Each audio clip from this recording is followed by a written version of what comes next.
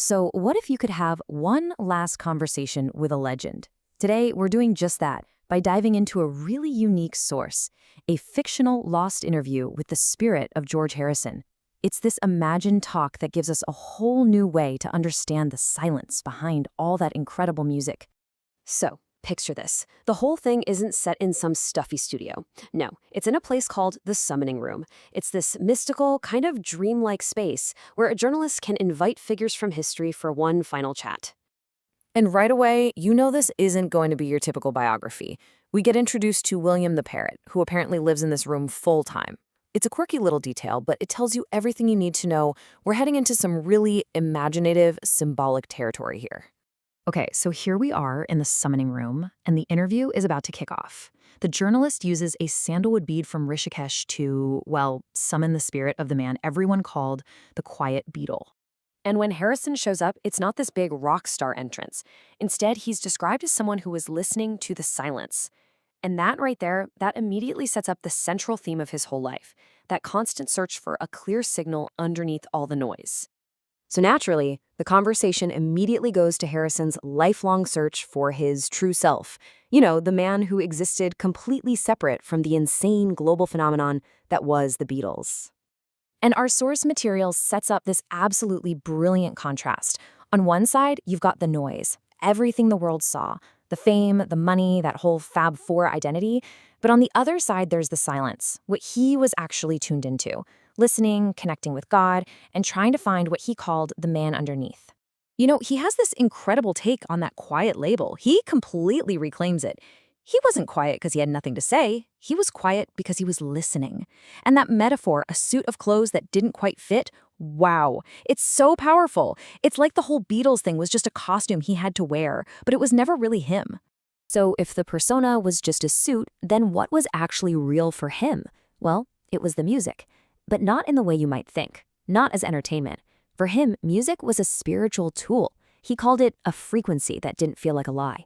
It was his direct line, his way of actually talking to God. This deep, spiritual search, of course, led him eastward. And the interview really explores how his travels, especially to India, weren't about some exotic trip. It was about finding a practical guide for how to live his life. You know, when the journalist asks him if he felt this huge responsibility to be a bridge between cultures, his answer is just so humble. It wasn't about his ego or trying to be some kind of guru. For George, sharing Eastern philosophy was simple. It was just a human thing to do, like finding water when you're thirsty and wanting to share it with your friends.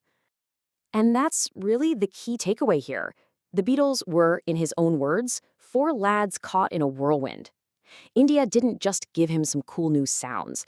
It gave him a map, a way to navigate that insane storm of fame and find some kind of stable ground inside himself. So from finding himself, the conversation naturally moves to something even bigger, love. But Harrison's view of love, at least as it's presented here, connects the dots between the deeply personal and the totally divine. And this leads to a question that really gets to the core of so much of Harrison's later work.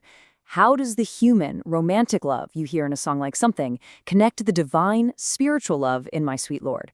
I mean, are they even different things? His answer is just beautifully simple.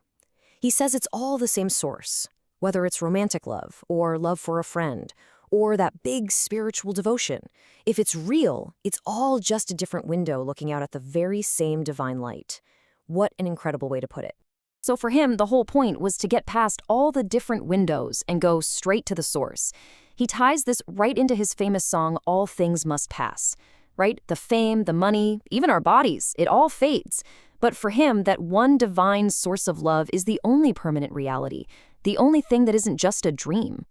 So the big question is, how did he manage to square this massive, world-changing legacy with his own personal desire for a simple spiritual life? Well, the interview wraps up with this one final, really powerful metaphor. I mean, that just says it all, doesn't it? His priority wasn't being the Beatle. It was being the gardener.